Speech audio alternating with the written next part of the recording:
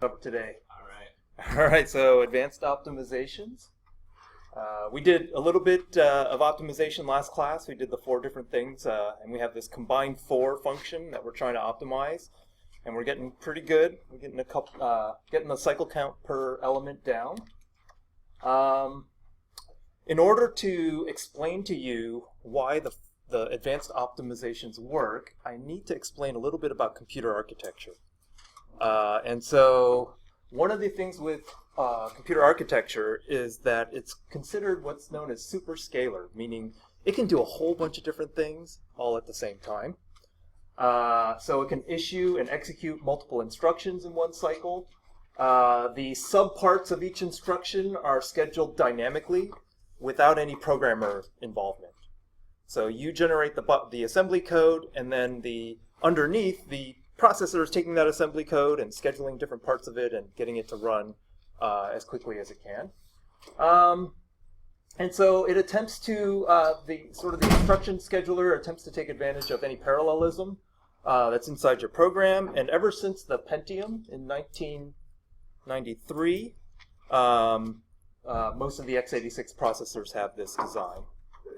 Okay, so to give you a picture of what's going on in your processor that will explain why these optimizations are going to work, we'll start with the instruction control and the execution parts of the CPU.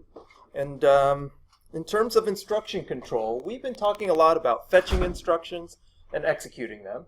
The first part, when you have a processor and it needs to execute the next instruction, the first thing it does is it goes to this controller to fetch it from memory. So you apply an address to memory, and then it'll go through the instruction cache, which will eventually go to main memory if it's not cached. And then eventually you'll get some instructions to come back. And then your processor will have to decode that instruction. What kind of instruction am I executing? And as part of this instruction decode, it might need some input from your register file. So in particular, remember those conditional branches? There's a bit in that register file, the E flags, that is going to be part of this instruction decode of what I'm going to do. And then it's going to figure out what operations it's going to run. And some of the operations are going to require some of your registers as operands. Other parts of the operation will need the execution unit to get involved. And so that's the next step of this execution. And so here is all the different functional units in the execution pathway. You have the thing that takes care of branches, a bunch of arithmetic units, it could be multiple load units and multiple store units if you want to do things simultaneously. And then these loads and stores will then go out to the data cache and potentially out into main memory. And then once it gets the operations loaded and the operations executed in these functional units, then what it's going to do, it's going to take the results and it's going to retire the results back into the register file. If the processor is doing branch prediction, then it's also going to feed in this prediction in the retirement unit to undo mispredictions. So this is the ugliness. Well, it's actually sort of a nice design, but it's ugly for you guys because this is a lot to take in. But what I want you to get out of this picture is that there's a really long pipeline between figuring out to get an instruction, getting it in, decoding it, getting the operands, getting it to the functional unit, and getting all the results back retired into registers. Okay, so that's the gist of it. So specifically on a modern CPU, so this is Haswell, these are the numbers of functional units. So in this picture, we showed all of these different functional units. Specifically on a Haswell, on one core of a Haswell, you have 2 load units, 1 store unit, 4 integer units. So you can do 4 integer operations in the same cycle if you could issue them that fast. You can do 2 floating point multiplies simultaneously, 1 floating point addition, and 1 floating point divide. So here's the thing. If you think you're executing one instruction at a time serially, that's not what's happening. Because if you were to do that, all of these other functional units would be completely idle as you're executing your one. Say I do a bunch of add L's. It is not the case that only one of these integer units is only active at a time. The CPU is trying to get all of these things fed, basically, in order to maximize the execution throughput of this processor. So each one of these operations has differing complexity. So for example, a load and a store, the latency to that first level cache is about 4 cycles. But one of the things about the load and the store is that it can accept a new instruction every cycle. This means that there's a pipeline that is 4 cycles long that you can fill 1 cycle at a time. So you can stream a whole bunch of loads 1 cycle at a time. It'll just take 4 cycles for that one load to come back to you. In the meantime, hopefully you're executing other instructions to keep that load pipeline saturated, doing things. Similarly with the store, the integer multiply has a latency of 3, so it takes 3 cycles to do a multiply. But again, the multiply unit can take a new multiplication every cycle, and it'll just pipeline that result.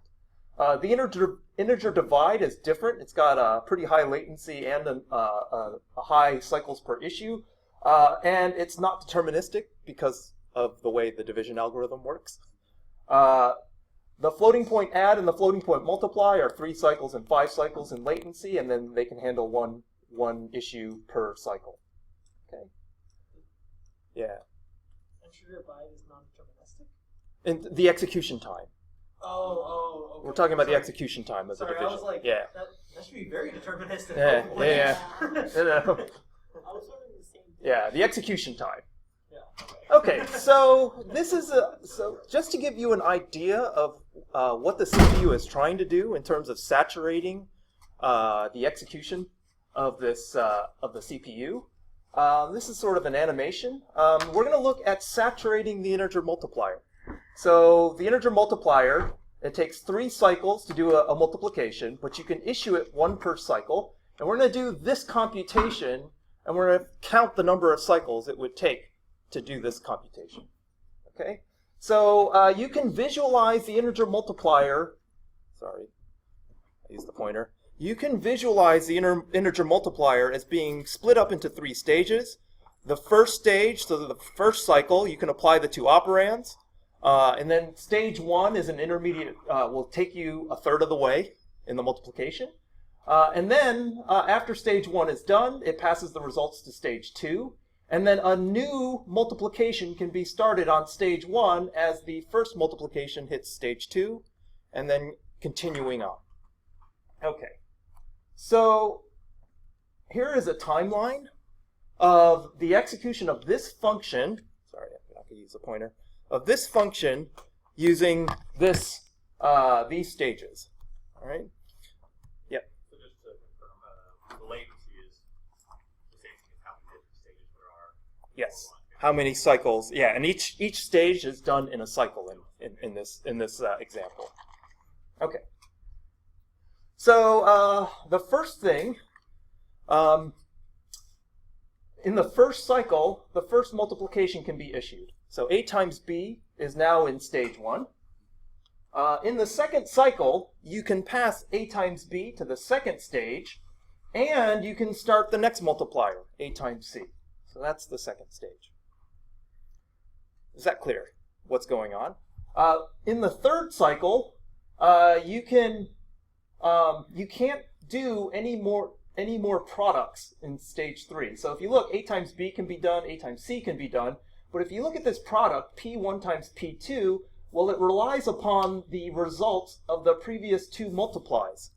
So you're going to have to stall the multiplier, right? The multiplier, even though this is all multiplication, it has to wait till these 2 products clear the pipeline and the results are returned before you can begin the P1 times P2. Yeah. Feed it back into the pipe for those results? Eventually, yeah. Okay. It'll store it in a register file and then reissue it as an IMUL instruction again. But in cycle 3, you can continue the products A times C and A times B in this pipeline. And then finally, after the third cycle, you have P1. P1 is now available after the third cycle. But there's nothing you can do with P1 because you need P2.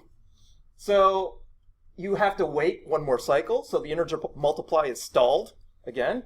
And then A times C gets to the third stage. And after the fourth cycle, now you have P1 and P2. You can start that multiplication to get P3. And then, of course, the rest of this is just a return. So you're basically just going to wait for the multiplier. You're going to wait the full latency of the multiplier in order to get the result, and then you can return. So this is 3 multiplications done in 7 cycles. And so you can kind of see with our cycles per element count, if you have a loop of adds and multiplies, you really want this thing to be saturated to get a CPE of 1. Cycles per element of 1. If you can saturate this thing with that addition or that multiplication in the combined 4, then that's your optimal for this functional unit. And you can see where stalls can happen, right? Where you don't have enough operands to continue. That's really important because the way you organize your computation is going to determine whether or not there are stalls in the pipeline. Will the compiler optimize for this? It's limited as to what the compiler can do. Yes. You couldn't type those things inside that function. You couldn't rearrange anything inside that function to optimize this. This one it can't. Yeah. So if you redid this as P, if you just said return A times B times A times C, or if you did A times B times C, right? To make it, because that's a transitive action, right? We're taking A times B. Yeah, we'll get to. Yeah, I don't know if you could speed it up. Because that's just simple. Well, no. anymore. What I'm saying is that couldn't you then, like, it'd have to do a cycle, and then it'd actually be slower because you're going through one cycle with the first 2, and then you have to wait for the second one. Third Yeah, one, we'll talk about pathologic execution that you're talking about. Basically, it's just symbolic rewriting of like stuff and figuring out what it's going to be, and then just doing that final one. Yes, but this is actually, I think that's optimal. This is as good as you can get it. But you can rewrite it in a way that makes it worse. Which is what you're talking about. But let's, you'll see an example where it actually matters. Yes. Can't you just use A times B times C or something like that? You have A here twice. You have to do A times B times C. Yeah. But I don't think it'll save you. It won't save you. We'll get to this actually.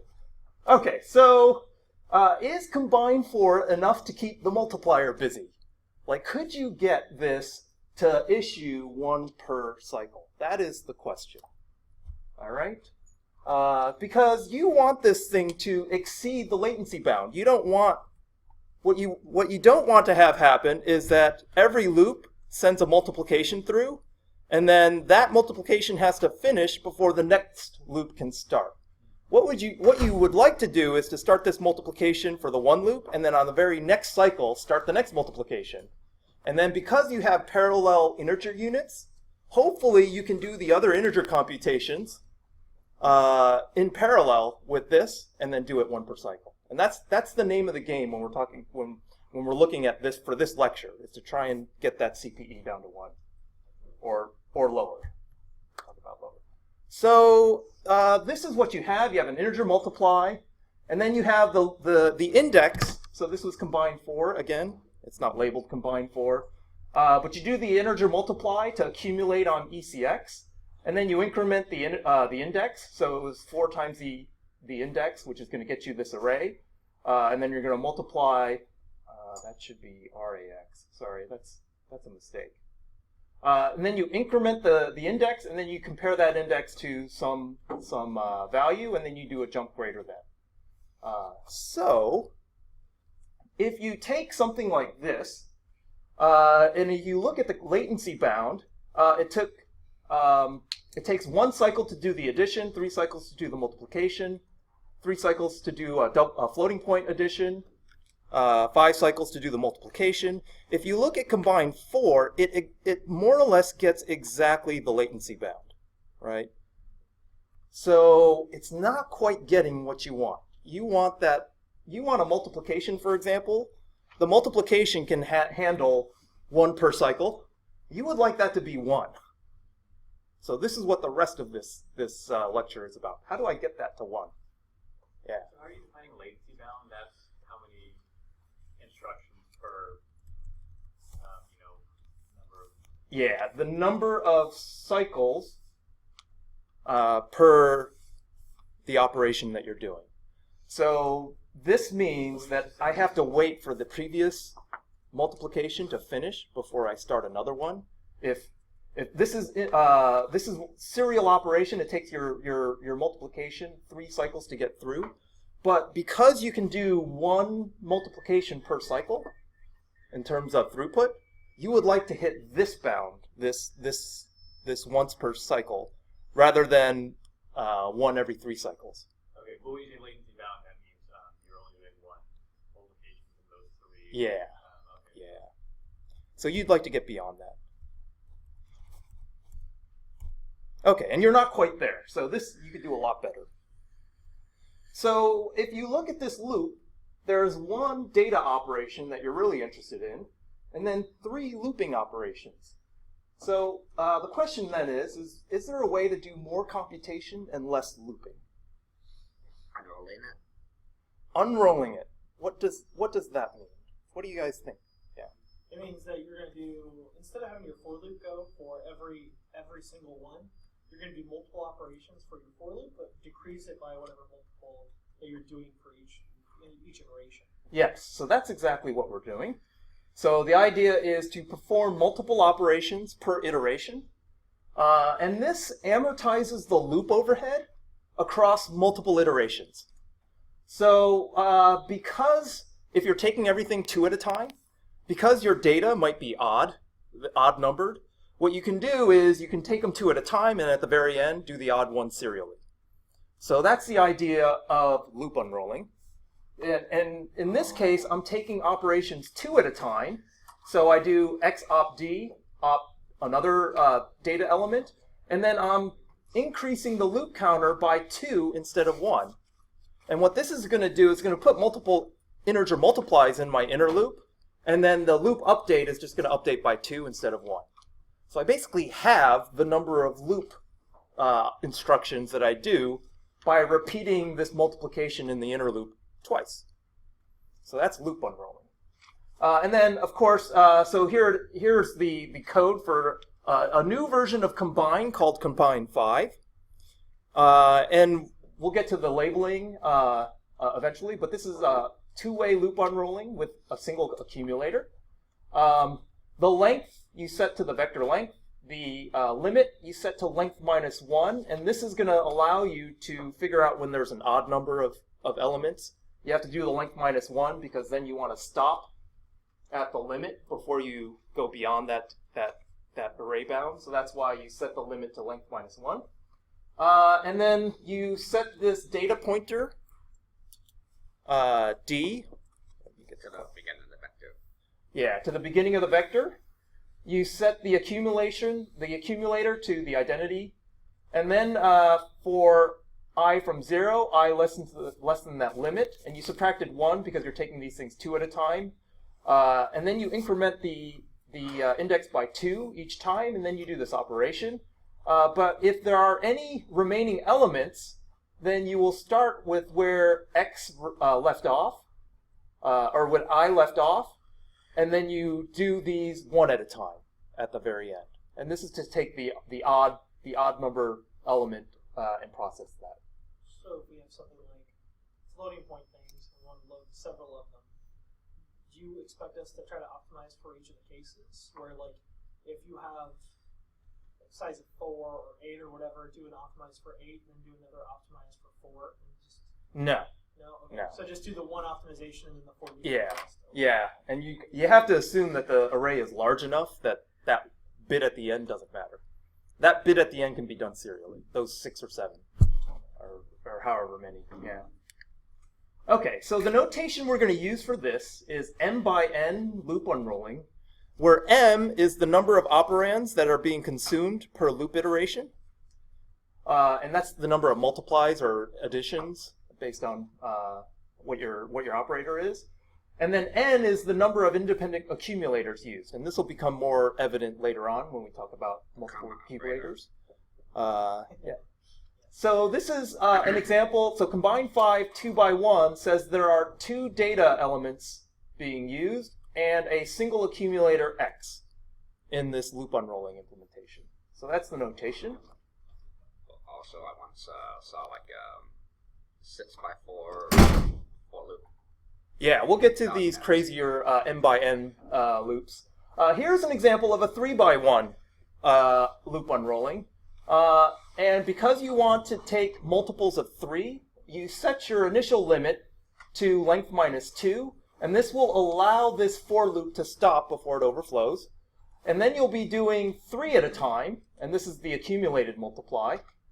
And the loop counter will increment by 3 each time, and then at the very end, you do the odd number ones, and you do those 1 at a time, and then you set the destination to that accumulator, and you return. Yeah.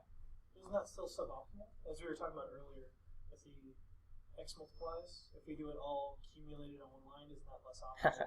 Yes. Is there a limit on n based on size of the array? There's a diminishing returns is what we'll look at. There's really no limit, but like if you set m too high, you'll end up with this eventually, or pretty quickly. Yeah. So to take advantage of the pipelining, we have to actually implement this in C code, or this is. I believe so. I don't think compilers are that good. Or together what? They won't unroll your loop for you because because you've written it this way. They will faithfully implement that for loop that way. I think so. Or also like some compilers, I don't know if it'll do it for C, but I know it'll do it for Haskell. Haskell will unroll your loops for you, turn on optimizations, and crank them up to 11. Well, that's a functional language for you. Yeah. Yeah. Do they allow loop counters? Haskell, Well, what they do is they write it as like, recursion or whatever, but then the compiler turns it into a loop and unrolls the whole thing for you and runs everything. I think they evaluate your thing for you. So yeah. All right. So this is what you get. You get 3 integer multiplies. Sorry, 3 integer multiplies, and then 3 of the loop update instructions. So this is way better, right? More multiply, less looping. This is sort of what we wanted. So what does that do to the throughput?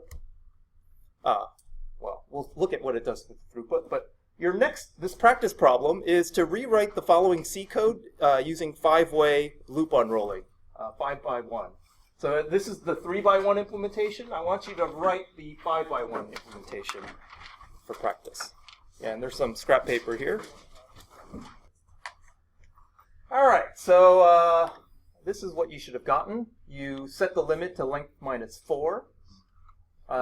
You change the increment to plus equal to 5 rather than plus equal to 3. You consume 4 elements of the data array, or 5 of them. Sorry, this is 5 by 1 loop unrolling. Sorry, I need to be using the pointer for the screencast. So yeah, length minus 4. The loop increment is changed by 5, and then you consume 5 elements, and then you patch up the leftover ones at the end. All right. That's pretty straightforward. Straightforward, yeah. So we're also not using return types to kind of help speed up things. Is that why we have a start s instead of return? Not really. It's just this is the book's example. I don't know why they did this, but yeah, they could have easily returned it. I've been seeing that a lot. Oh, well, they did this because you remember we wanted to save a result in a register rather than into memory. So we had an implementation where start s was used in the inner loop. So that was sort of useful in the example to show you how to get rid of unnecessary memory accesses. So is that really common? Like doing a return actually? Oh, this is common, passing a pointer to where the result should go into rather than returning it as a return value. That's common. Is that to help with efficiency, or is that so if it's library code and it needs to be reentrant, apparently, if you allow the client to pass the pointer where it's going to store it, that's definitely better to keep that state there rather than so if you keep state in this function, it can only be called sort of if you That use the makes sense. functions If of it's one stored inside container. the function, then you're storing, then you have to take up all that function's memory inside of, or all that function's space inside of, like when it gets called, right? You can't have something else using that same function because somebody else is already dealing with it. And then if it's a star and a destination inside of like one program and another program needs the same function, then you're just dealing with different pointers. Is that what you want? Or is that just like? Well, so this is a primitive data type, so it doesn't make that much sense. But if you're filling in a data structure, you're passing it into a function call, then you would want to fill in. You want to have that filled in through there rather than having it be a single. This is only for simple data types when you're returning it, an integer data type. So that might be one reason. Yeah. Yeah, you're probably wondering about like differences between this and like C++ or whatever.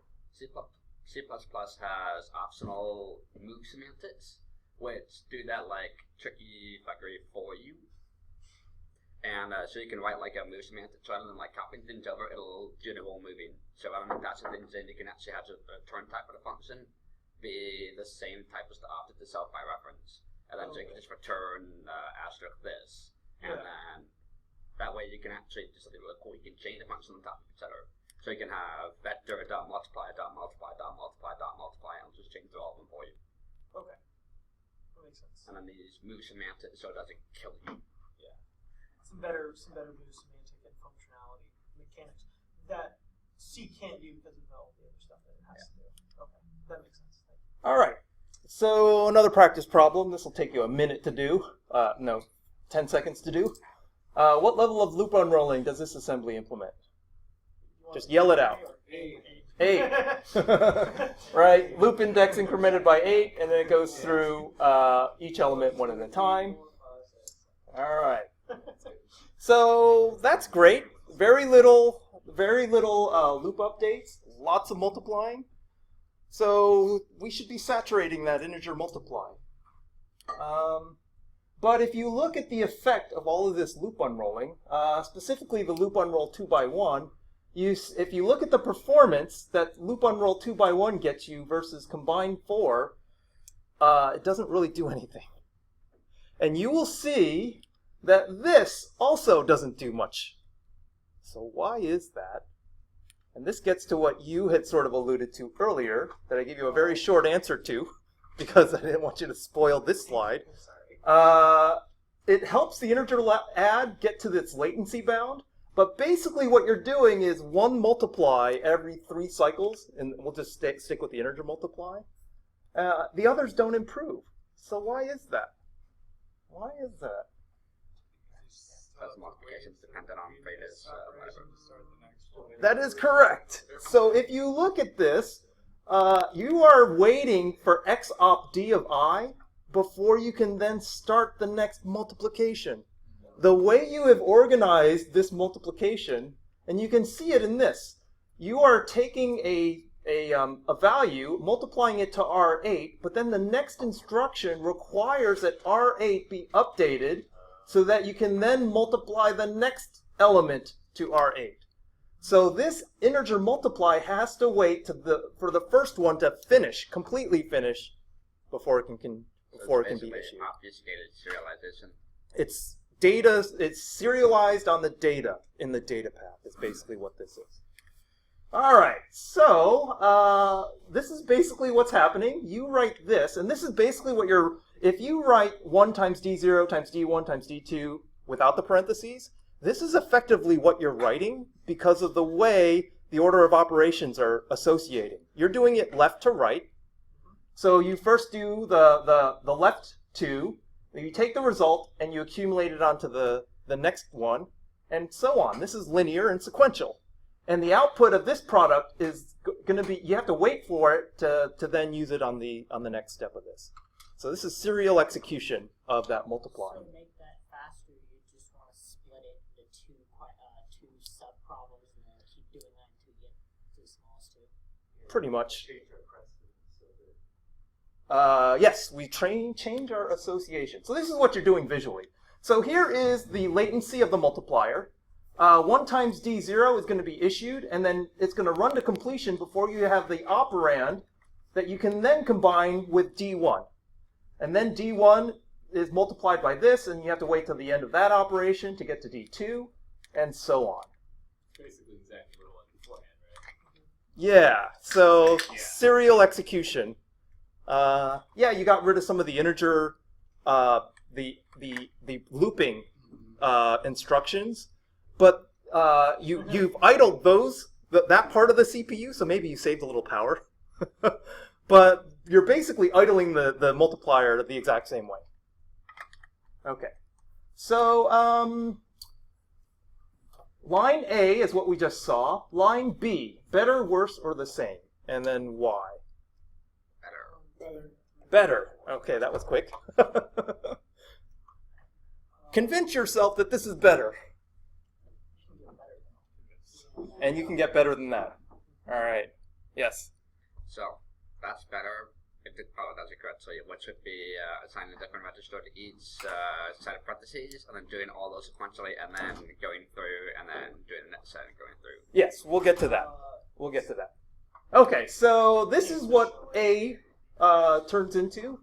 But with B, all of these products are independent, right? So I can issue this on the first cycle, which is what I'll do. And then on the very next cycle, I can issue D2 times D3. They're independent. Just want to make a binary tree, basically. Pretty much, yes. And then the next cycle, I can do D4 times D5. And then after this issue, I will finally have the first product available to me. Now I can either do D6 times D7, or I can start on the next, I can do this 1 times D0 times D1, which I won't do. But I could do that, right? I could do either one of those. I can do this next one, or I can do my accumulation on one, which the compiler would optimize out anyway, but this is just an example. But then after I've done these 4 products, the way I've written it here, you have serially accumulated the rest of it, right? Yeah. So this runs into the exact same problem, only at the next level up. So then you would do this binary tree thing that Brady had talked about, where then you could group these two together and these two together to get those done simultaneously, which is what I think the next slide is. Okay, so this is considered reassociated computation. So this is loop unrolling with reassociation. But you're relying on the fact that the operations in the next product can be done independently of the previous one. Okay. It's a replay. All right. So the notation we're going to use for this is m by 1a. Oh, that should have been green. Sorry. And so you have 2 operations. So this is combined 7, 2 by 1a. You can do 2 operations per loop, and then you reassociate it so that it's not done serially. You can actually do this operation while the previous loop's accumulation is being done. So this is different than the one on the right. So on the right, you're basically waiting for the previous accumulation to happen before you can do the next accumulation. Here, you're independently going and doing the next 2 elements, while the previous loop is accumulating x op that result. So right association versus left association. Right to left instead of left to right, basically. Different kinds of association, because we'll see that it's going to be hierarchical. All right, so that you don't want to do on the right. That's got a serial data dependency that you want to avoid. Okay, so when you do the simple 2 by 1a, you actually do see you're getting into the cycles per element. You get 1.5, so you're doubling the amount of multipliers, which makes sense, right? Because you're doing more simultaneously. So this breaks that sequential dependency, but you still have at the very end the products of the pairs are still combined sequentially, and unless you sort of reassociate at the next level up, you'll still get a little bit of a slowdown. All right. Okay. So you're here at this 2 by 1a, and you're not quite at the throughput bound of your processor. So there's the latency bound, which is the number of cycles each operation takes serially. But then the throughput bound determines how many cycles does it take per operation. And if you look at this, this integer unit can do 2 integer adds a cycle. So how did we get that? Well, we said earlier that the Haswell CPU has 2 load units, a store unit, 4 integer units, 2 floating point multiplies, a floating point add, and a floating point divide. So when we look at the integer unit, we can see that the integer unit can get you 2 adds per cycle. So the reason this is 2 instead of 4, because we have 4 integer units, is that you can only do 2 loads per cycle. So this is actually limited not by the number of integer functional units, but the number of load units on the processor. So when you have that loop that's loading and adding from that array, it's actually the bottleneck is the load and not the addition unit. So why didn't they design like 5 or 6 load units onto this so it could do multiple integers and floating point multiplies? So these are processor trade-offs. That comes at a cost. So multi-ported memory is expensive, right? To be able to simultaneously access a memory bus, you're basically, I don't know what the percentage is. You're increasing the circuitry by quite a bit. So that's what you're asking for. Why can't I have memory banks that load me 10 at a time? I give them 10 different addresses, and it gives me 10 different data. Well, the width of your data bus has to be huge. Your internal logic for addressing the memory has to be very complex. That's sort of the reason why. So typically I've seen dual ported, but nothing beyond that, yeah. Well, I guess why didn't they match the load units with how many energy units there are? Because that's the bottleneck. Because there can be more. So we talked about integer looping instructions. So there you could, if it's just within a register, you could issue that and not hit the load unit. So when we're talking about loads, we're talking about loads from that data array. And because every operation the operand needs to be loaded from memory, for this particular loop, we need to load at least one operand from memory per each integer add. For each integer add. So the multiplier has a throughput of 1 per cycle, and that's because in this integer unit you have 2 loads, but in the integer units there's actually only 1 unit that can do both the branch and the multiply. So they didn't put multiple integer multiplier units in the CPU. And this is processor dependent as well, right? It depends on what Intel decided to put in there, and this is what they put in there. So is that load latency from L1 cache, or is it from That's from L1 cache. That's your ideal load. Yes. So if it was outside that, it'd be great. Yes. It would be even greater. Yeah. So this is for an ideal load. Yeah. This number up here is the this is the ideal load. Okay. So the limitation on the integer multiply is actually the fact that there's only 1 integer multiply unit. And then the load unit is fine. There's enough there. For the double floating point, there are 2 floating point multiply units. 1 add. Oh, sorry. 1 floating point add. That's where the bottleneck is. And that is the bottleneck. And so this is the reason why floating point multiplication has higher throughput in the Intel processor than addition. You don't often see that, but the reason why is because you have your bottleneck by the fact that there are 2 functional units for floating point multiplication and 2 loads, right? So you can actually do 2 of these per cycle. Yeah. Does that mean that the compiler will assume that you have this sort of optimization and do things like if you're adding it to itself, like if you have 5 plus 5 point, it'll just say, oh, that's 5 times 2. That's going to be faster than if I try to add them. So we're going to do that instead. I don't know if it would do that specific optimization, but knowing the number of functional units you have on the processor is helpful for the compiler. The compiler does know about that. And so that's why you see when you compile, when you call GCC with the -m flag, you can specify the specific Intel processor you have so that it knows what's the size of my, how many functional units do I have, what's the cache size, these sorts of things, because the compiler needs to know that to generate code that works well on that processor. Yeah, and I'll show you examples of this in the next part where we're compiling with different flags. Okay, so if you look at this, you're not quite optimal here. This is where you want to go. Eventually, we want all of our numbers to be to match the throughput of the processor underneath. Okay, so one of the things we can do is extend reassociation. And so the idea here is you can improve via additional unrolling and reassociation at higher levels, this binary tree idea. So here's an example of an extended reassociation using 8 operands. And so the idea is here are your 8 operands. And the first level says to take these things pairwise and issue these multiplications one after another, right? Those are all independent. So within my 8-way loop unrolling, this would be the first level of association. When those finish, then what I can do is I can take the pairs of products together and issue these 2 simultaneously, right?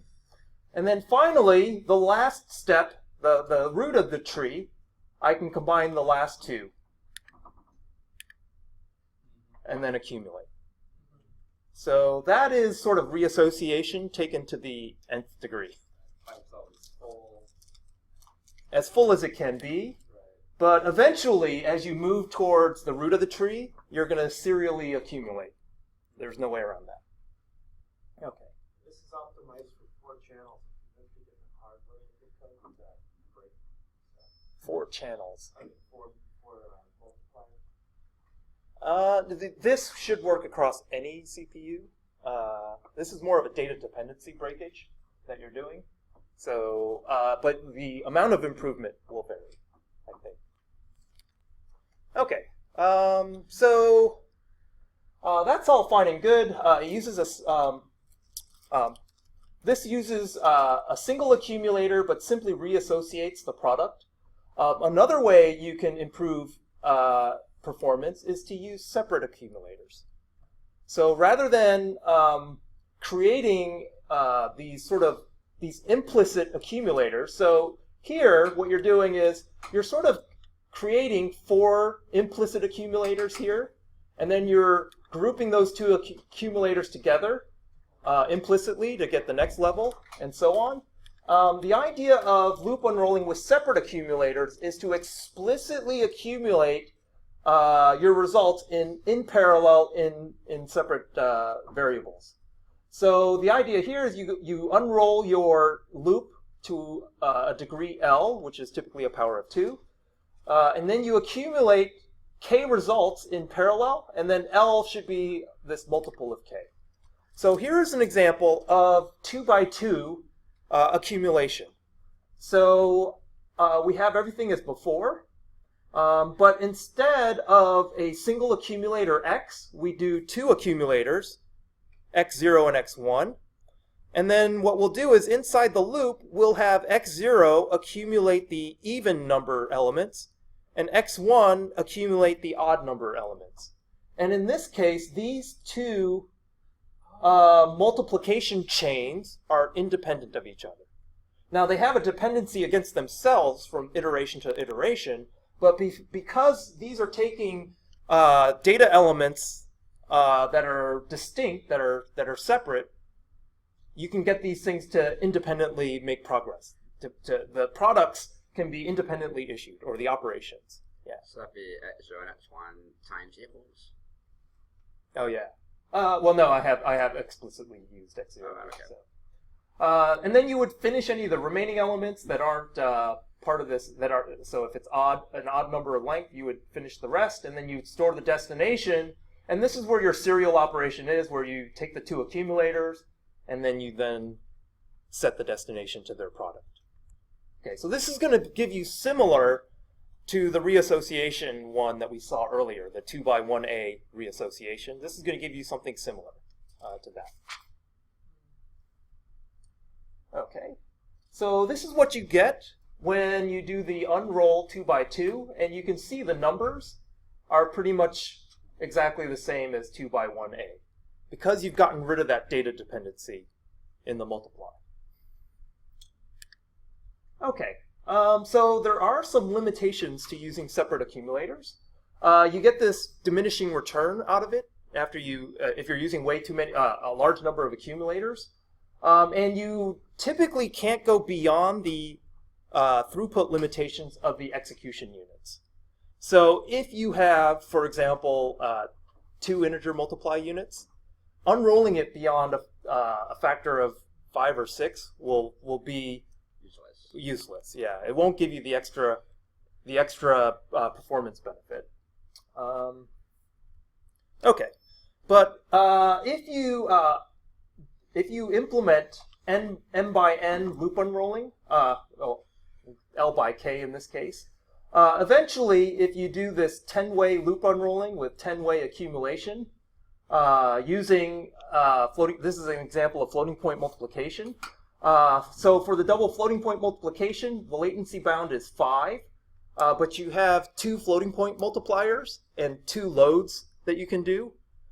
So you can see you can finally hit that throughput target when it's 10-way loop unrolled with 10 accumulators. And you can map this out in the pipeline that this is actually the optimal factors. Okay. The thing that really speeds that up isn't even the loop unrolling. If you look at it, the accumulators, right? It's the accumulators. Okay, you need the loop unrolling to do the accumulation, separate accumulation. But if you just look at the numbers there, like even with 1 accumulator with unrolling 10, you get a very marginal improvement in it looks like on there. But then at 10 accumulators is where you get the maximum. Right. When you have when you go past the first loop unroll and you have to do the rest of it sequentially, can you just make it like another tree? So if you had a loop unrolling by 8 by 8, then you handle the last remainders by doing like a 4 by 4 loop unrolling and then go down and do 2 by 2. You could. Keep going. Yeah. With But it's not worth the code. But it would Typically, yeah. It would be better, but yeah. At that point where you're the last 6 or 7 elements, hopefully your array is big enough. Well, I mean, that you're supermassive array. Yeah, so the tiny bit on the end. In fact, it's usually a correct multiple at that point. Like it's rare to get these crazy sizes, but for correctness, you would need to do that. Okay, so again, these were our bounds, and eventually, through all of these optimizations, you can actually get your throughput bounds using loop unrolling and separate accumulators. So you can get the 0.5 cycles per element on the add, 1 each for the floating point add and the integer multiply, and then 0.5 on the floating point multiply. Okay. And you could actually program this and measure the CPE by using just declare a large array, warm it up in the cache, because obviously we need cache hits on this one. And then you can use the read timestamp counter to measure cycle times, and then just plow through these multiplications and see that you can get somewhere close to this. And you should be able to. So. On a multi-process system, isn't that what you compete for processors of other? Shut off everyone else. Run at the highest priority. So I haven't talked to you about your process priority. Yeah, turn off interrupts, that kind of stuff. Yeah. Turn your kernel's priority to lowest. Yeah, stuff like that. Yeah, you could do boot and single user. Okay. So you're basically limited by the throughput of the functional unit.